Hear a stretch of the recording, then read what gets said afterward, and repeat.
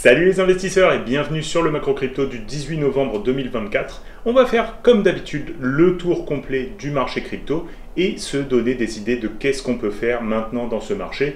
On a vu qu'il y a eu une belle progression du prix sur les dernières semaines depuis l'élection de Trump.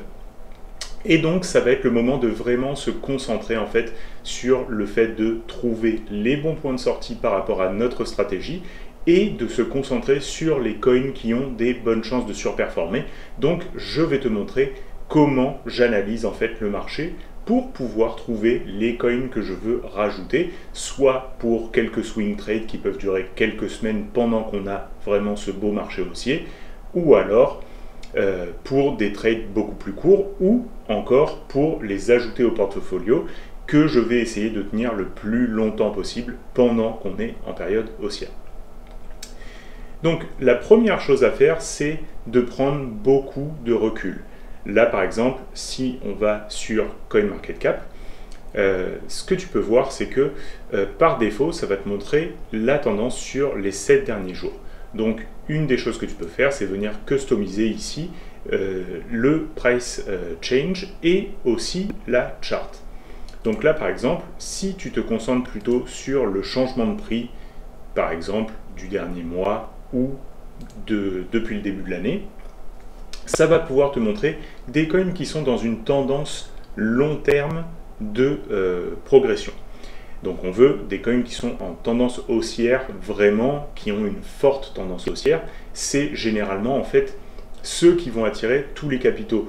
Donc en gros, si tu viens sur le marché, il y a de fortes chances que tu aies envie plutôt d'avoir un Solana ou un Dogecoin dans ton portefeuille, plutôt que d'avoir une crypto obscure dont personne ne parle, qui est complètement sur ses points bas, qui n'arrête pas de faire des plus bas contre BTC. Donc le but, c'est vraiment d'aller trouver les cryptos qui attirent l'attention, qui vont avoir justement des inflows, donc du nouvel argent qui va arriver à l'intérieur. Et c'est ça qui va permettre de multiplier les chances. Donc à ce stade, on joue des plays de momentum. Le but, c'est d'accompagner ces coins qui sont déjà en surperformance à aller jusqu'au bout de leur potentiel. Donc pour cette phase-là, on va essayer de justement prendre les coins en year to date pour voir ceux qui surperforment. Et puis pareil pour la chart, on va enlever la chart 7 jours et on va mettre une chart 90 jours. Ça va nous permettre de constater que sur les 3 derniers mois, on a une progression du prix.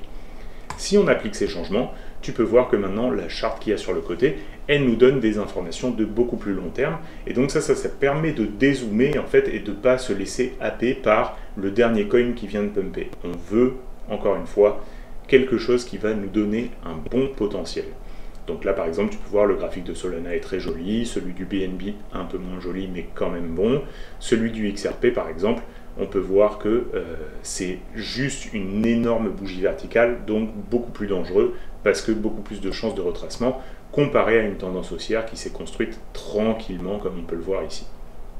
Donc tu vois, Ethereum c'est pareil, sur les 3 derniers mois on peut voir qu'il y a eu un gros spike et là on commence tranquillement à consolider au-dessus, donc peut-être moins bon que quelque chose qui s'est construit tranquillement comme Solana.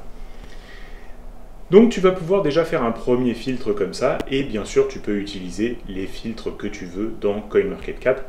Donc c'est là tout l'intérêt. Par exemple, si tu veux te concentrer sur une catégorie de coins, comme par exemple les meme coins, ben, tu vas pouvoir taper meme coin ici et tu vas pouvoir voir par exemple les political, les meme coins des célébrités, etc., etc. Si tu veux te concentrer sur la plateforme Solana, et ben, tu peux aller ici et aller chercher Solana. Et tu vas pouvoir aller chercher tout ce qui est en train de se faire sur Solana. Donc par exemple, si tu veux faire des meme coins, même peut-être de la DeFi, c'est peut-être plus intéressant d'aller sur l'écosystème Solana. Donc là, tu vois, tu peux commencer tranquillement à filtrer comme ça, ce qui est intéressant. Aussi, un autre filtre intéressant, c'est un filtre de volume. Parce que tu ne veux pas te retrouver avec des coins qui sont complètement illiquides et qui en fait sont juste des pump and dump, c'est-à-dire qu'avec 1000 $, tu risques de faire bouger le prix. Et en fait, ça va être très difficile de pouvoir et en accumuler à bon prix parce qu'il va y avoir un spread qui va être assez intense. Le prix va monter au fur et à mesure que tu vas en acheter. Et aussi, tu ne pourras pas les vendre sans faire dumper le prix. Et ce qui veut dire que les personnes qui ont créé ce token, dès qu'elles vont dumper, ça va complètement crasher le prix. Donc par exemple, des volumes de 1 million, ça t'assure déjà d'avoir des coins qui sont beaucoup plus sérieux. Donc là, tu peux commencer à faire tes filtres comme ça et puis regarder par exemple la performance que tu as eue en year to date. Et là, tu peux commencer à avoir des coins qui sont plus intéressants. Par exemple, celui-ci, PopCat, on peut voir que sur les derniers 90 jours, la tendance est haussière, mais c'est tranquille, c'est pas une explosion haussière. Il a énormément performé cette année, donc ça c'est quelque chose à faire plutôt attention parce que forcément il y a peut-être un petit peu moins de potentiel vu qu'il a déjà performé, mais peut-être qu'il a été listé il n'y a pas si longtemps, donc il faut aussi regarder ça. Donc là après tu peux regarder directement à l'intérieur, de cliquer sur le coin en fait et venir voir les détails. Et là tu vois, on peut voir que par exemple ce coin là, il a été listé en 2023, donc il a quand même un bon historique et il est en train de surperformer. Donc ça peut être intéressant. Maintenant il faut que tu regardes aussi en termes de market cap où est-ce qu'il en est, et on est quasiment déjà à 2 milliards, donc pour un meme coin, ça commence déjà à être plutôt un gros meme coin. Donc à faire attention aussi à ce niveau-là, de se donner un petit peu de marge de progression. Ça ne veut pas dire que tu ne peux pas progresser encore, ça veut dire que si tu interviens sur ce genre de coin, tu as un potentiel haussier qui va peut-être aller chercher les 2 milliards, 2 milliards 5, mais tu ne vas pas non plus faire un x 150 sur ce même coin. Mais déjà, ça te permet d'avoir un petit peu de rationalisation. Maintenant, pour ce qui est du reste du marché, on va commencer à regarder un petit peu les indicateurs fondamentaux. J'ai rajouté un indicateur fondamental cette semaine qui est le total des inflows sur les exchanges, parce que ça va devenir très important à partir de maintenant en fait, vu qu'on est dans une phase vraiment haussière. Ce qu'on veut voir, c'est s'il y a des coins, des bitcoins qui se font déposer sur les exchanges. S'il y a des inflows massifs de Bitcoin sur les exchanges, ça veut dire que les gens se préparent à vendre. Parce que quand on prend notre cold wallet et qu'on dépose les Bitcoins sur les adresses des exchanges, ça veut dire qu'on se prépare généralement à vendre. Il ne faut pas se voiler la face. Et donc là, ce qu'on peut voir, c'est que justement, quand on était en début d'année, à partir du mois de janvier, et ce jusqu'au mois d'avril, on a eu des gros dépôts de Bitcoin sur les exchanges, et ça nous a amené à cette phase de stagnation où il y a eu des grosses prises de profit quand on est revenu tester les ATH précédents. Et là, on peut voir qu'on commence à réavoir des inflows qui arrivent. Donc, pour l'instant, rien d'alarmant. On va pouvoir aller beaucoup plus haut que ça dans une phase complètement boule. Mais c'est quelque chose à prendre en considération que là, il y a déjà des prises de profit qui ont commencé à arriver. Si on regarde rapidement le SOPR, tu peux voir que le SOPR, lui, qui indique quand les bitcoins sont dépensés à gain en profit ou en perte, donc là, si je me déplace un petit peu ici, tu peux voir que ici, on a la ligne des 1. Donc quand c'est dépensé à 1, ça veut dire que les personnes sortent de leur position à break-even. Si c'est en dessous de 1, c'est des pertes. Si c'est au-dessus de 1, c'est des gains. Forcément, en ce moment, il n'y a personne qui est à perte. Et ça, c'est plutôt une bonne chose parce que ça veut dire que même s'il y a des profits qui sont en train d'être encaissés, donc là, on peut voir qu'il y a un petit peu de panique, par exemple, parce que même sur une petite baisse de Bitcoin, les personnes commencent à vite ramasser leurs profits. Mais en même temps, on a un potentiel d'avoir, avec les fêtes de fin d'année, tout le monde qui va se mettre à parler à leurs amis et à leur famille du fait qu'ils ont fait de l'argent sur les crypto-monnaies, et ça peut ramener des nouveaux entrants qui vont justement continuer à fueler la montée. Donc les achats spot, en fait, c'est ça qui va aider à faire monter le prix. Et là, pour l'instant, comme tout le monde est gagnant sur la dernière période, c'est plutôt intéressant à ce niveau-là. Pour ce qui est du MVRV ratio, qui compare, lui, la market cap réalisée par rapport à la market cap totale, c'est-à-dire le prix auquel a été acheté chacun des bitcoins pour la dernière fois par rapport au market cap total, c'est-à-dire le prix du bitcoin actuel fois tous les coins en circulation. On peut voir que ça a fortement augmenté. Ce que ça veut dire, c'est qu'il y a eu une forte prise de valeur des portefeuilles des investisseurs. Et donc là, maintenant, on est sur des multiplicateurs de gains qui sont très très importants. On a vu qu'on a eu sur le niveau des 2.6 la fois précédente un niveau de résistance. Et donc là, ça veut dire que les gens commencent en fait à prendre profit sur ces niveaux-là pour moi, tant qu'on n'est pas au minimum à 3.5, on ne peut pas dire qu'on est dans des exagérations. Généralement, le niveau des 3.5, c'est ça qui va commencer à déclencher la fin du bull market, parce que forcément, c'est des personnes qui sont assises sur des positions très très lourdes, des whales qui ont investi très tôt dans le cycle et qui vont pouvoir prendre profit, et même des fois sur plusieurs cycles précédents. Donc ça, c'est quelque chose à surveiller, mais pour l'instant, pour moi, on recommence à venir tester des niveaux importants, mais on est loin d'être dans des niveaux d'exagération. Et maintenant, si on regarde le NUPL, donc qui lui compare en fait les pertes non réalisées, donc les pertes qui sont à l'intérieur du portefeuille comparées aux gains qui sont à l'intérieur du portefeuille, on peut voir qu'on est là aussi sur une forte progression.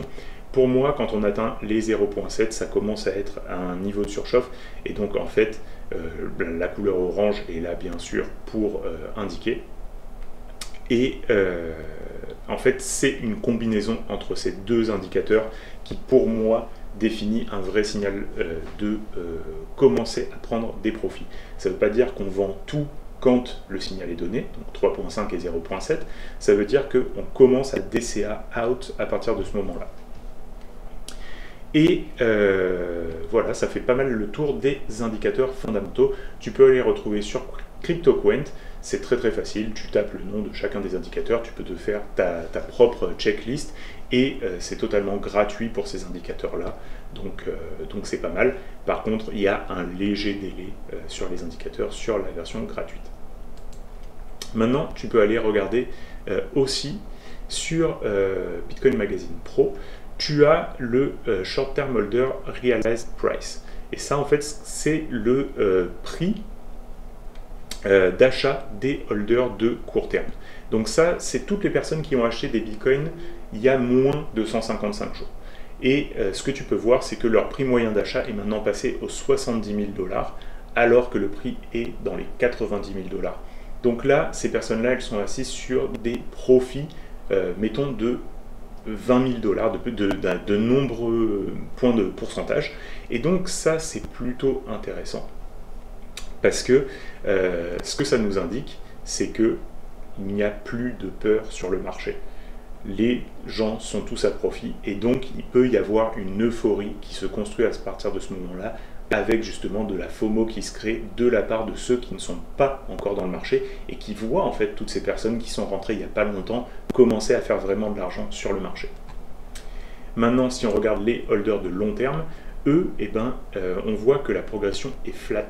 Donc ça veut dire que sur cette dernière montée qui s'est passée, eux, ils n'ont pas du tout acheté ici.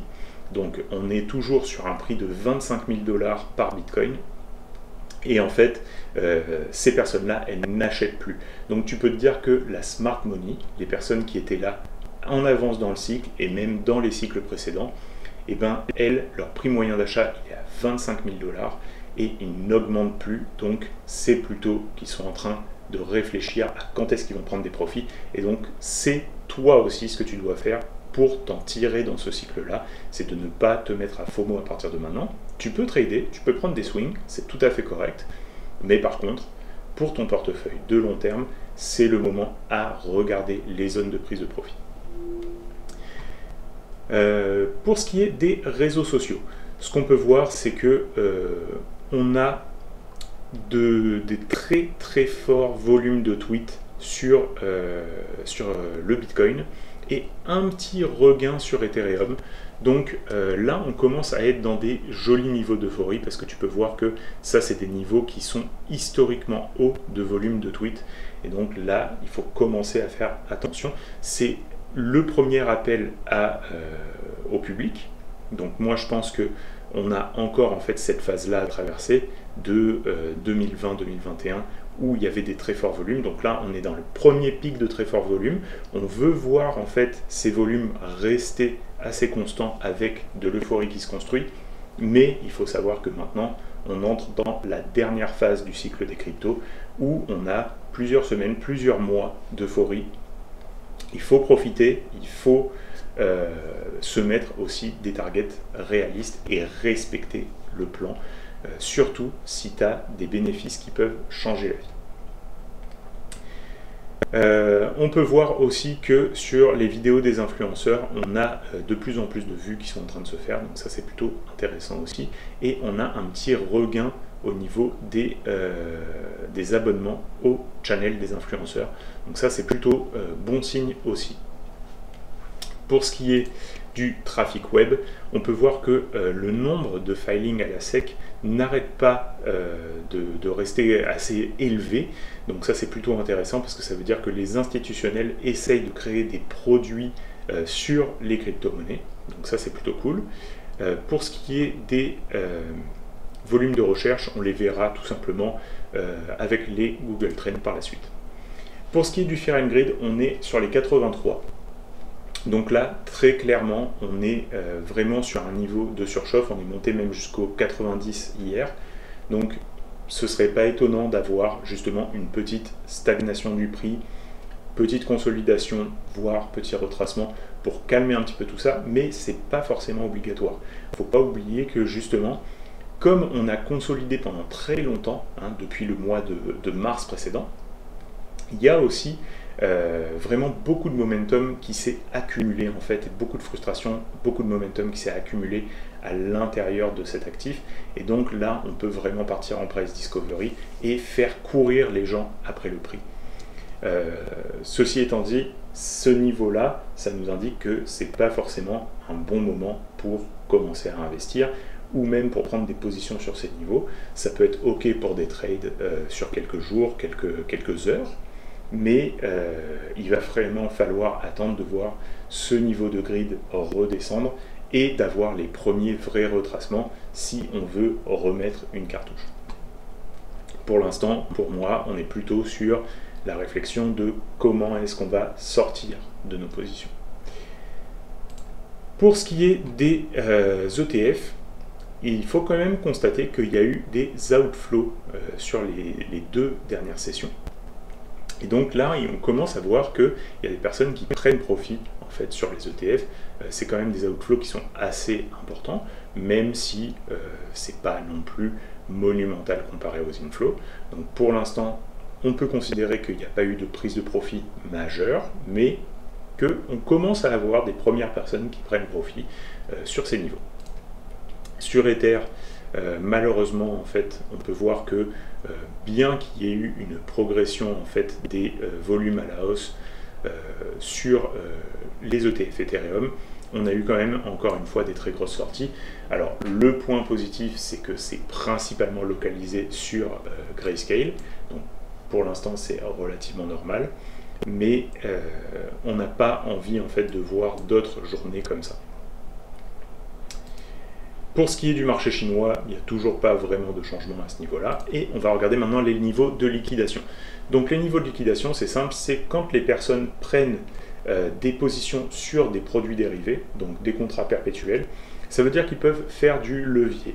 Le levier, il peut aller jusqu'à x100 sur ce type de contrat.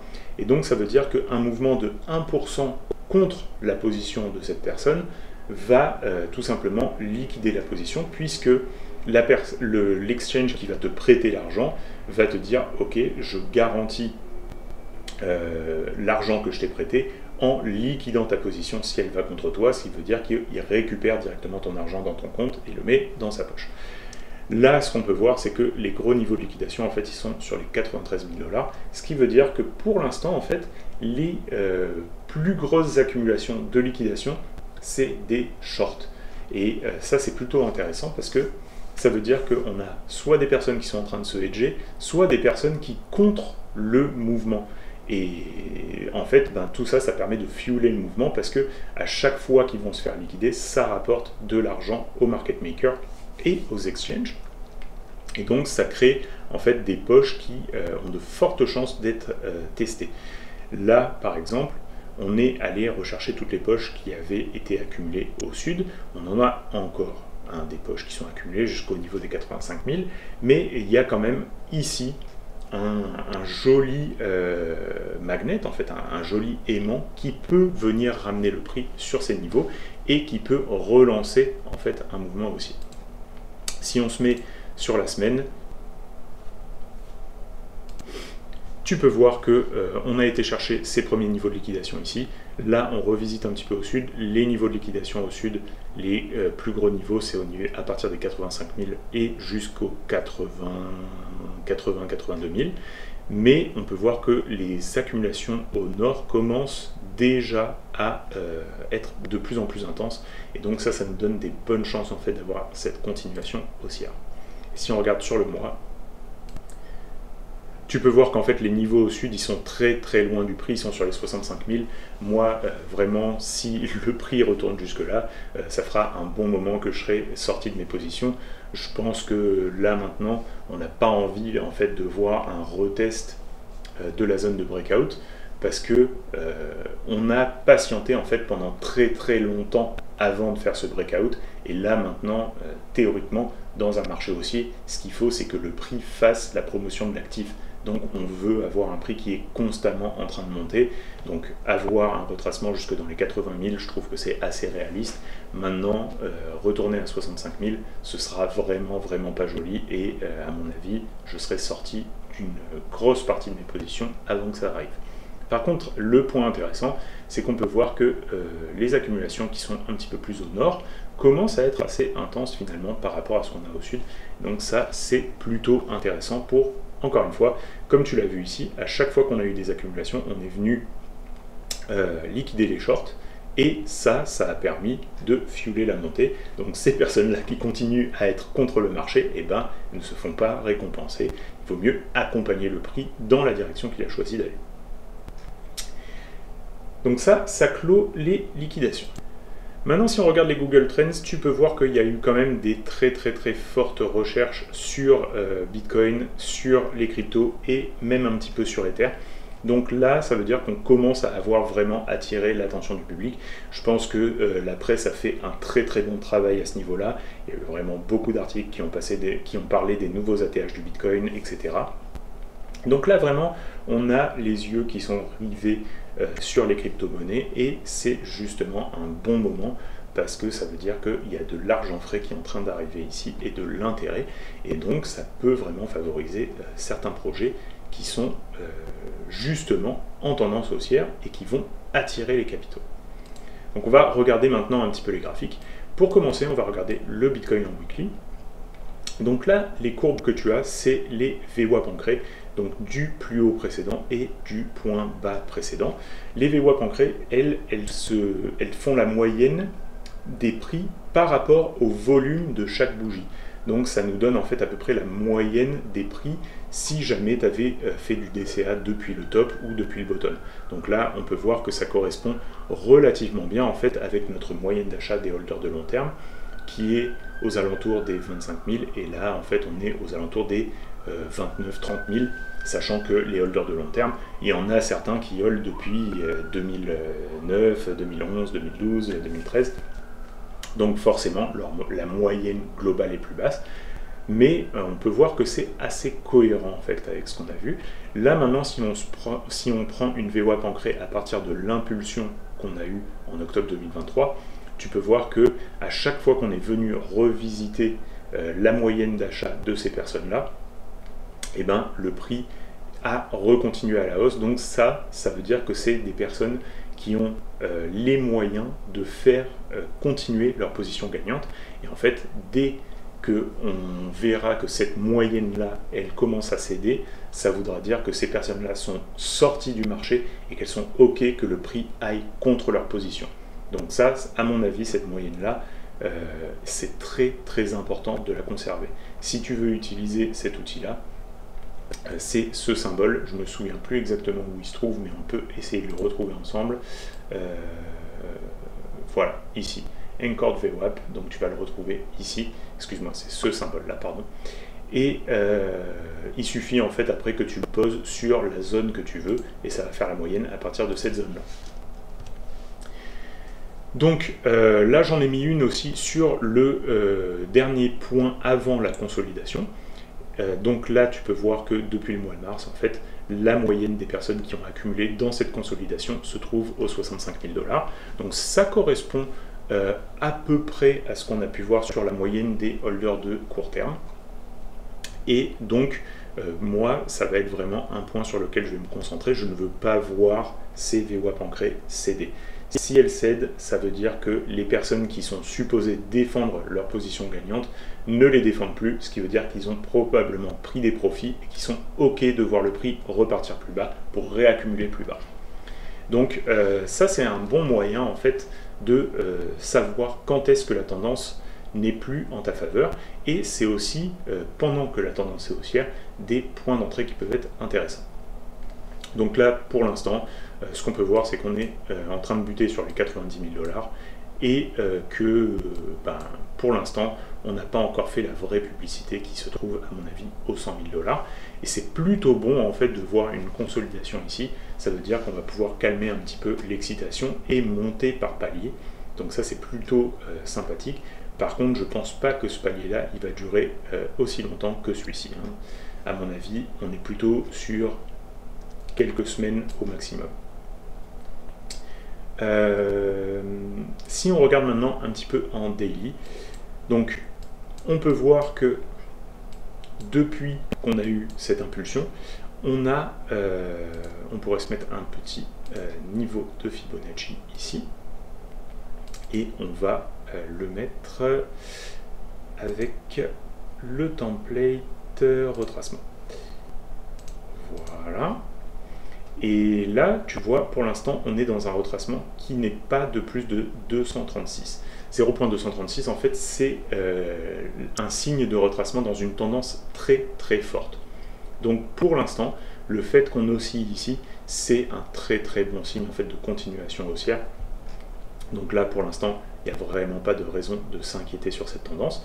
Si on voit le prix revenir ici ou même à 0,382, c'est des très bonnes zones pour reprendre en fait un long sur le Bitcoin et l'accompagner encore un petit peu plus haut. Là, je parle vraiment plutôt en swing trading, donc pour des mouvements de quelques semaines. Maintenant, on va regarder un petit peu ETH contre le Bitcoin. Alors, ETH contre le Bitcoin, eh ben, il est toujours vraiment dégueulasse. On n'arrive pas en fait à revenir sur des niveaux intéressants et il n'arrête pas en fait de perdre par rapport au Bitcoin. Donc, ça ne vaut vraiment pas la peine de surpondérer ETH ni même les alts dans le portefeuille. Pour l'instant, c'est Bitcoin qui est le king et on le voit très très bien en fait sur ce graphique. Donc, pour moi, tant qu'on n'aura pas repris ce niveau des 0.04, il n'y a vraiment pas de raison de s'affoler. On va continuer tout simplement à être majoritairement exposé au BTC avec quelques alts intéressantes dans la besace, parce que bien sûr il y en a qui sont intéressantes et il y en a qui surperforment et on va regarder ça par la suite. Si on regarde maintenant la Bitcoin dominance, on peut voir que la Bitcoin dominance, elle n'arrête pas d'évoluer à la hausse. On a quand même trouvé un point haut sur la zone des 60. Donc là, pour l'instant, on va voir si ça commence à créer une zone de pivot pour repartir à la baisse. Mais pour l'instant, Bitcoin est clairement l'asset privilégié sur ce cycle. Et en fait, ça ressemble vachement avec ce qu'on avait en 2020, où Bitcoin a surperformé pendant très très longtemps, et les altcoins ont fini par exploser seulement vers la fin du cycle. Donc pour l'instant, encore une fois, je pense qu'on n'est pas allé chercher le maximum de performance du Bitcoin. À mon avis, il va falloir passer les 100 000 $ pour commencer à avoir vraiment l'attrait du public. Et une fois qu'on aura passé les 100 000 $ et qu'on aura l'attrait du public, et bien là, on va pouvoir commencer peut-être à avoir beaucoup plus de performance sur les altcoins, parce que les nouveaux venus vont vouloir avoir des gros multiplicateurs de gains pour être riches rapidement, et donc ne vont pas forcément s'exposer au Bitcoin, mais plutôt aux alts.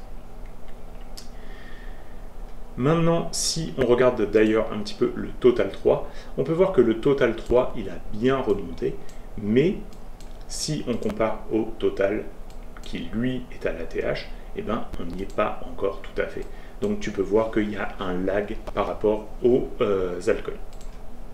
Le Total 2 étant encore un petit peu plus faible, parce que tout simplement, eh ben, Ethereum est dedans, et que Ethereum, lui, n'a pas performé du tout. Et si on regarde maintenant un petit peu les altcoins, donc moi, ce que je te conseille de faire, c'est de toujours regarder les altcoins contre le Bitcoin. Il n'y a aucun intérêt en fait à investir sur une alt qui sous-performe contre le Bitcoin, Tout simplement parce que tu prends beaucoup plus de risques pour une chance beaucoup plus faible d'avoir de la grosse performance. Donc, ce qu'on veut, c'est des alts qui sont dans une tendance haussière contre le BTC et qui ont des bonnes chances en fait de te donner des multiplicateurs par rapport au BTC. N'oublie pas que les alts qui ont déçu beaucoup de personnes, ça veut dire qu'il y a beaucoup de personnes qui sont bloquées dedans et qui sont susceptibles de revendre si le prix revient à break-even pour eux. Donc, imaginons par exemple dans un cas comme ici, Akash, je le trouve plutôt joli. Donc, je ne suis pas du tout en train de bâcher sur ce projet-là. Je suis juste en train de dire que ici, il y a un fort niveau de résistance. Et en fait, toutes les personnes qui ont acheté pendant cette période-là et qui sont maintenant la tête sous l'eau, donc tous ceux qui sont arrivés ici et le prix est reparti contre elles, ça veut dire que si le prix revient dans cette zone-là, ils vont avoir un incentif à décharger. Et donc ça peut faire une très très forte résistance. Même si, lui, contre le Bitcoin, je trouve que c'est plutôt joli parce qu'il reste en tendance haussière. Tu vois, il n'est pas revenu sur ses lots. Il a réussi à trouver un point sur lequel il a envie de consolider. Donc là, lui, éventuellement, si on voit une consolidation qui est en train de se faire, donc quelque chose qui ressemble en fait à ça, eh ben on pourrait repartir à la hausse. Mais encore une fois, il ne faut pas oublier que cette zone-là va être vraiment une zone difficile à dépasser. Maintenant, si on regarde CAS, CAS, tu vois, lui aussi, je trouve que c'est plutôt sympathique parce qu'il est en tendance haussière contre le BTC sur le long terme et il a trouvé une zone sur laquelle il a envie de consolider. Donc là, il est venu nous faire un petit swipe des lots pour venir sortir toutes les personnes qui étaient rentrées ici. Et là, on a de bonnes chances en fait de revenir sur le haut de range. Donc c'est plutôt intéressant. J'attendrai par exemple une petite confirmation au-dessus de la mèche de cette bougie. Et pour moi, ça c'est un trade qui est plutôt intéressant, avec un bon potentiel contre le Bitcoin, de faire un bon 40 à 50% contre le BTC. Render contre le BTC, lui tu vois, il a quand même beaucoup rendu, et ça a été un coin qui a été extrêmement populaire. Donc moi je pense que c'est un coin qui est assez risqué. À mon avis, dans cette zone-là, il y a beaucoup de gens qui veulent décharger, mais s'il y a un retour de narratif AI, pourquoi pas, ça peut être intéressant. Sol contre le BTC, c'est le plus beau. Donc pour moi, Sol, c'est vraiment l'altcoin à favoriser dans le portefeuille, contrairement à Ethereum, à mon avis, être un petit peu surpondéré en Sol, c'est pas déconnant. Tu peux voir qu'il y avait vraiment un risque, puisqu'on est vraiment revenu rechercher assez bas, mais finalement, il a réussi à consolider plus haut que ses plus bas. Donc il n'a jamais revisité les plus bas. Et pendant qu'il y avait toute la FUD avec FTX, etc., c'était quand même difficile en fait de vouloir réinvestir sur Sol, sachant que FTX était des très très gros holders. Et bien finalement, on a eu une belle consolidation et il est reparti à la hausse. Et là, on a encore une fois une phase de consolidation contre BTC. Et la prochaine phase, en fait, ça va être de venir dépasser les points sur lesquels on était.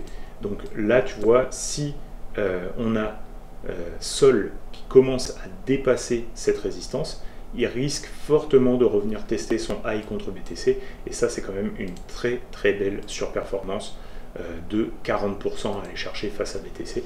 Et sachant que Sol, il est déjà en fait sur son ATH contre l'USD. Donc là, une fois qu'il va partir en découverte de prix contre l'USD, ça peut vraiment avoir des mouvements explosifs à la hausse. Ça pourrait très bien aller chercher jusque dans les 500 voire les 700 $, et ça m'étonnerait pas tant que ça. AAV contre le BTC, lui tu peux voir que par exemple c'est un coin qui va avoir des grosses difficultés à dépasser en fait cette zone là où il y a énormément de personnes qui sont piégées sur ce coin. Même si c'est un coin qui est plutôt solide avec vraiment une belle plateforme, des possibilités de faire des rendements, un des rares projets qui fait de l'argent dans l'écosystème des cryptos, etc. Donc c'est pas un mauvais projet, je dis juste que par rapport au graphique, eh ben, il y a beaucoup de personnes qui seraient tentées de sortir à certains moments. Ici, Injective, lui, même si pour l'instant il a une sale gueule, donc j'ai pas du tout envie d'investir dessus en ce moment, mais c'est quelque chose que je tiens à l'œil tout simplement parce que en 2023, ça a été le premier projet à commencer la pump. Tu vois, lui, il a commencé beaucoup plus tôt que les autres. Il a commencé en fait en janvier 2023, pendant que tout le monde était encore en bear market. Et il a réussi à faire un nouveau high contre BTC pendant cette période qui était vraiment difficile. Donc moi, je me souviens que ce coin, je l'ai vu partir. J'ai pas réussi à investir dessus au moment où je l'ai vu partir, aussi parce qu'on était dans une période qui était quand même très difficile avec le Bitcoin, etc. On était encore dans la tendance baissière, il y avait beaucoup aussi les traumatismes de la tendance baissière qu'on a vécu pendant les 2 années précédentes. Donc, j'ai pas pu investir dessus pendant cette montée, et j'ai pas envie d'être en mode regret ou quoi que ce soit, je suis juste en train de dire, c'est un coin qui a eu un fort intérêt en début de cycle, et pourquoi pas revenir chercher cet intérêt. Là, on est sur une zone de prix qui est une zone d'investissement long terme. Et ce que je veux voir, en fait, c'est le prix qui commence à dessiner des patterns de W, de consolider en fait dans cette zone et de commencer à retourner la tendance avec une forme, par exemple, un petit peu style cup and handle. Si ça arrive contre le BTC, je serais plutôt intéressé à prendre une petite position sur Injective. Ensuite, on a Phantom. Lui, tu vois, c'est typiquement aussi le genre de coin où il y a une très forte résistance à ce niveau-là. Mais par contre, il est sur un point d'entrée qui est plutôt intéressant contre le Bitcoin pour le ramener sur le haut de son range. Arkham contre le BTC, lui, ça fait partie des coins justement qui sont plutôt le 109 de ce cycle, qui sont dans une tendance relativement haussière contre le BTC. Attention, quand même pas mal de gens qui sont piégés sur ce niveau-là, mais là on commence à osciller autour de ce niveau, et si on recommence à partir à la hausse à partir de ce niveau-là, moi je considère que c'est plutôt bull ici. Celui, pour moi, c'est le plus beau coin de type big cap contre le BTC. Tu peux voir que il a vraiment un très joli graphique contre le Bitcoin.